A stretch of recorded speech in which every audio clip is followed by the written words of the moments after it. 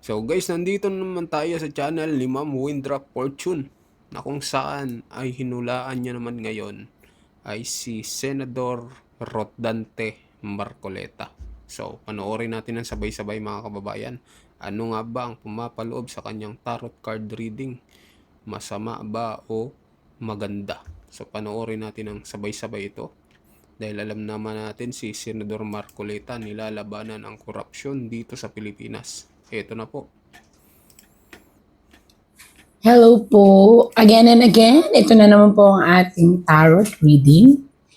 At meron po tayong talagang gustong-gusto kong basahan. Matagal na po ito. Ang kanya pong pangalan ay si Rodante Marcoleta. So kilalang-kilala nyo to. Nakita natin ito sa mga napapanood natin, ng mga previews na usapan, kung saan mandyan yung nakaranas siya ng pag-humiliate, ng kung ano. Ano nga ba? Sino nga ba si Rodante Marcoleta dito sa tarot? So again, ito po ay for blog using lang at saka wala naman sanang pikunan. Ano po yan? Kung ano ang nakikita mo kay Rodante Marcoleta ay pakita mo sa akin, aking tarot. Nawa ay makita natin kung sino si Rodante Marcoleta.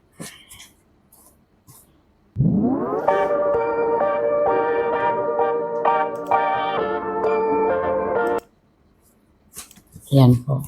Rumble natin, rumble. Ayan na, unang card. Actually po, ang ating si Rodante Marcoleta ay talagang dumanas ng napakarami pong effort at humiliation. Tama yon. Mga nakaraan po niya ito, ayan o, nakabaliktad. Tapos, alam mo yung lahat ng effort niya, hindi nare-recognize. Pero lahat pong yun, niyakap niya. Lahat ng emptiness, lahat ng kalungkutan, lahat ng feeling niya is walang kwenta yung kanyang mga pinagsasasabi para sa iba.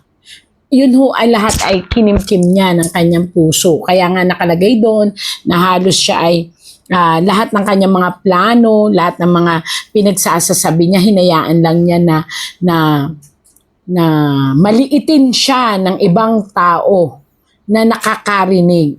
Kasi hinayaan niya yon, alam niyo kung bakit? Ipinakita niya kasi yung kababaan niya ng loob.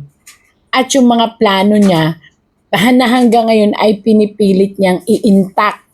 Nais niya na makarating siya sa katotohanan na tao ang kanyang sandigan. Ayan po yan. Yan. At yung mga dala niyang stick, yan po yung mga plano niya. Yan yung mga sakit, kaya po siya nakayuko. Yan po yung mga sakit na kanyang naramdaman noong binabaliwala ang lahat ng mga plano niya at binabaliwala siya, lahat ng mga pinagsasasabi niya, binabaliwala. Lahat po yan. Pero until now, nakita niyo naman, compose siya at yakap niya yung lahat ng yon. Yung plano niya, plus yung mga tao na hindi naniwala sa kanya, pinilit pa rin niya na ipakita ang kanyang kababaan. Ayan po. Kitang-kita nyo naman. Tapos, nakikita nyo yung isang bahay dito. Marcoleta is being supported by a very strong alliance of religion. I don't know. Hindi ko po alam kung ano yun, pero siya po ay suportado ng konseho ng isang relihiyon. Ayan, naniniwala sila kay Marcoleta.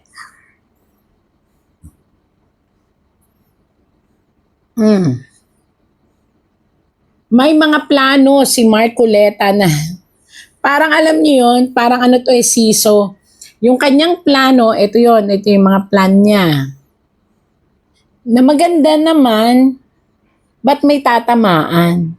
Ang tatamaan ay ang ating gobyerno. Yung mga maling ginagawa ng gobyerno that was government bago siya iupo at pag siya ay napaupo. Yan si Marcoleta. At ngayong nakaupo. Bakit nasabi ko po sa inyo, nakita ninyo? ang lahat ng plano niya, ito yung mga plano niya, is patungkol sa paggawa ng mga batas. At ito yung ating sumusuporta rin sa kanya, naniniwala sa batas niya. Pero mag-ingat po siya kasi tatamaan po ng kanyang batas na ipapanukala ay ang batas kung saan ang mga korap at ang mga nakaupo sa ating gobyerno, ito po'y batas na kanyang ipapanukala, ay tatamaan. Not only the corrupt government or people inside the government o yung mga nakaupo sa gobyerno, kung hindi po tatamaan din ang pamamaraan ng lehislaturang pangbatas ayon sa Pilipinong basihan. Ayan po. Kaya naku, mag-ingat po kayo, sir, kasi may mga tatamaan po kayo na maaaring maging kalaban ninyo at mag-oppose sa inyo. But still, ang palad mo parang sa iyo kasi, Sir Dante, Mr. Marcoleta, parang sa iyo, life, you can live only once. Parang ganun po yung filosofiya ng buhay nyo na mabubuhay ako minsan lang, so gagamitin ko na ng tama. Kahit marami pang humps, kahit marami pang distraction, isusulong ninyo ang isang panukalang batas at dalawa po sa batas na yan ay maaaprobahan. Ang dami nyo pong batas, kaso lang dalawa lang talaga ang maaaprobahan na talagang tatatak din sa tao, sa isipan ng tao.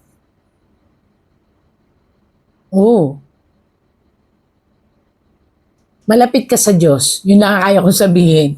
Ang ibig sabihin po nito, lahat ng ginagawa mo ay binabase mo not only in your heart, but also on your faith. At dahil po doon, you are being guided by your belief. Ibig sabihin, pag alam mo na dapat ipaglalaban ito, batas man ito, or tao man ito nakakalabanin mo. And you are prepared. Ha? Prepare po kayo.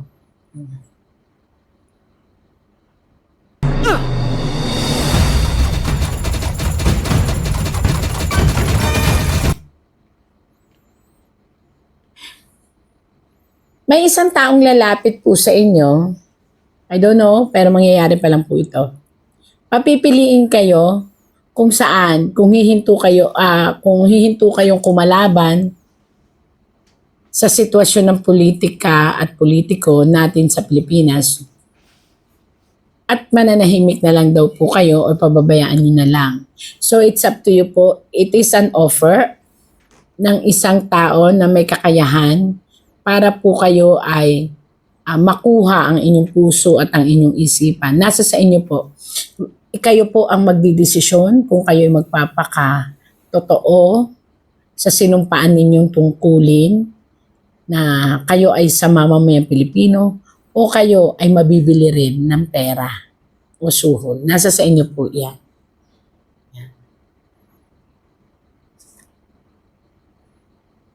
Sa ngayon, binubuo mo ang iyong sarili, Sir Marcoleta. Sana po ay makita nyo ang inyong sarili na ikinalulugod ng sambayan ng Pilipino dahil sa ngayon po, ang konsentrasyon nyo po is makita ang katotohanan tungkol sa budget ng Pilipinas. Ito po, parang ano po ito? Ano ba ito? Medyo masalimuot po ito kasi gusto nyo pong questionin at talaga nyo pong pag-aaralan ang isang matinding financial or budget ng Pilipinas. Tutuon po kayo sa korupsyon at kung ano ang meron at nawala sa Pilipinas. Wala kayong kikilingan pero maganda po ang inyong isasangguling batas. Pero yun nga po, mag-ingat, marami po kayong makakalaban.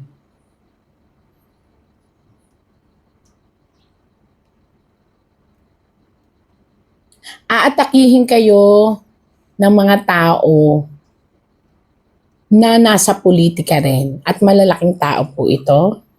Aatakihin kayo nila sa pamamaraan ng pagsira ng inyong desisyon o mga plano. Ingatan nyo po ang inyong sarili para malabanan nyo itong mga taong gustong kumalaban sa gagawain yung mga proposal or batas. Una sa lahat, nakakatuwa po kasi sa ngayon po, ang inyong batas talaga ay makatulong para maliwanagan ng buong sambayanan. Ito po, na itong mundo o itong Pilipinas ay may mga totoo pang politiko na nagmamalasakit. Yun po talaga, kung mapapansin ninyo bakit kayo nakatayo, tas nakatingin kayo doon sa hawak ninyong mundo, may gusto kayong iparating sa buong sambayanang Pilipino na hindi lahat ay nabibili ng pera o hindi lahat ng politiko ay nagbubulag-bulagan sa kamalian na nakikita nyo sa inyong paligid. So kaya po kayo may hawak na stick. Ito pong stick na to, kung mapapansin nyo to, 1, 2, 3, ay may tatlong mga dahon. Tatlong panukala, pero sure na yung dalawa. Yung isa na lang, hindi ko pa po alam kung, kasi yun ay gagawain pa lang po. Yung isang, tatlong batas na ipapa-approve ninyo at ilalaban nyo. At naniniwala po ako na makapagdudulot kayo ng hustisya doon sa nawala nating hustisya sa batas kung saan napapalibutan po ito ng napakaraming question. Maaring ito po ay doon sa batas ng lehislatura ng pagkahuli o pagkadakip ng dating presidente. Yun po ang gusto nyo din maipaliwanag sa tao na may mali ang ating batas na sinuong. Na may mali ang mga taong nagpahuli at gusto nyo po talagang i-emphasize na may something wrong. May financial matter na umikot or corruption na umikot. Yun po ang gusto nyong ipalaganap sa mga batas na inyong ipapagawa.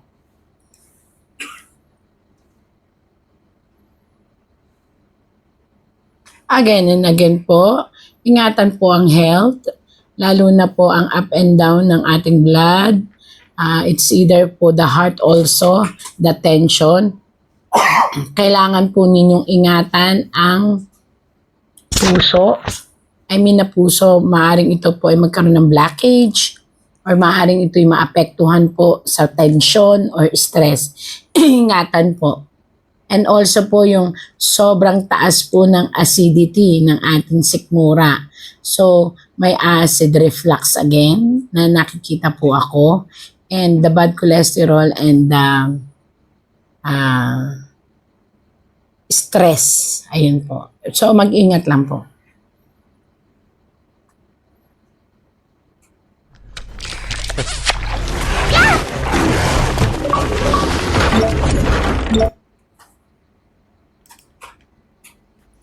Mga tao na nandiit sa iyo ito noon. Mga tao na natatakot ngayon. Bakit natatakot? Yan po yung tanong. Bakit natatakot yung mga taong yan? Kasi wala na po sila ngayon sa mga posisyon kung saan kayo po ang tinatanggalan noon ng karapatang magsalita at magposisyon. Pero ngayon nabaliktad ang mundo. Kayo na po ang lilitis. So, nasa sa inyo po kung paano nyo sila lilitisin. Kasi po, ang sabi po ng tarot, ayan po, hawak nyo ngayon ang isang sandata na maaaring magbigay ng napakatinding pag-wake up call sa kanila dahil ikaw ay ipuposes ka ng isang batas kung saan lilitisin ang bawat nagkamali sa gobyerno sa pamamagitan ng pagbubuklat ng kanilang mga asset.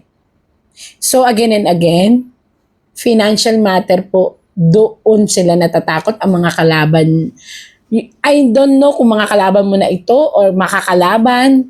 Basta sa isang sitwasyon, financial matter ang nakakatakot at ang asset matter ang talagang mabibigyan ng focus at dito sila madidestroy.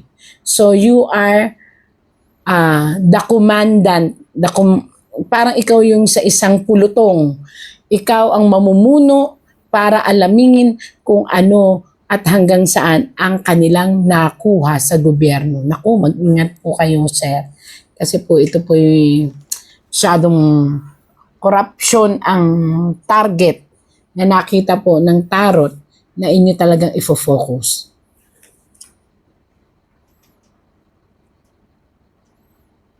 Nakakatuwa naman po, ang dami na po nag-o-offer sa inyo. Pero you are still.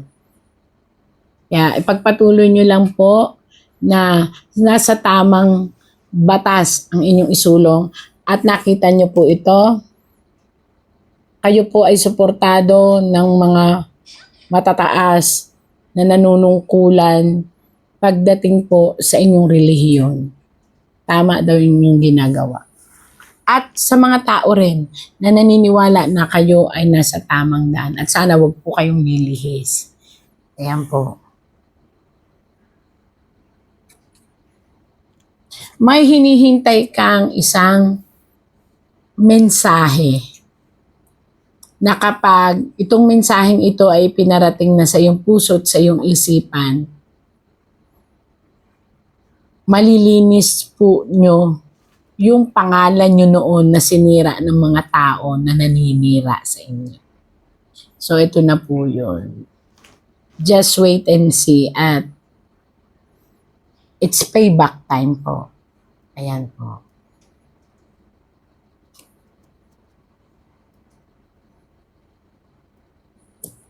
At ang pagmamahal sa kapwa, pagmamahal sa aming mga Pilipino, sa atin, at naniniwala kayo na may mali talaga sa sitwasyon na may nakialam sa ating batas na dito sa Pilipinas na banyaga. Yan po ang isa nyo pang gustong isulong na batas. Maring yun yung pangatlo eh. Maring ipursigin ninyo na maparusahan ang mga tao na inalisan ang inang bayan ng tamang batas. Ayan po, kaya big fish at nasa golden cup pa. So, ibig sabihin, talagang ifo-focus ninyo, may pagkamatigas ang ulo, ifo-focus ninyo yung gusto nyong mangyari. Na ibalik ang batas ng Pilipinas sa Pilipinas. Ibig sabihin, may nakikita kayong mali na batas na pinakialaman ng ibang bayan. At ito ay dahil sa mga tao na, yun nga, may ibang intensyon sa pagpapakilala nila bilang isang politiko. Ayan po. Malalim yun, pero mag-ingat po kayo dahil mananalo po kayo sa puso ng mga tao, mananalo pa po kayo sa inang bayan dahil talagang iaayos nyo ang korupsyon. At maraming nag-iisip na kayo ay masusuhulan. Nakita ko po dito na talagang sabi nyo nga minsan nang daraan ang opportunity sa buhay nyo, gusto nyo matatak. Yun ang prinsipyo nyo. Gusto nyo matatak na isaayos ang lahat. Kaya salamat po at naniniwala kami na maaring itong tarot na ito ay maging totoo sa inyong katauhan. Yan po. Ito na po, tapos na po tayo. At again and again po, sa lahat ng dumadaan sa ating buhay, ordinaryo man tayo na tao o politiko o tayo man ay mataas o mababa, tandaan nyo, lahat na nangyayari ay maisasaayos. There is always a miracle. God give every day a miracle. Bye-bye po. Ayun mga kababayan, yun po yung buong tarot card reading ni Ma'am Windra Fortune dito kay Sender Marcoleta. Mag-comment kayo mga kababayan kung naniniwala ba kayo sa kanyang tarot card reading, at sa mga bagong pasok dyan, pa-subscribe po sa ating YouTube channel. Maraming salamat po sa inyong lahat.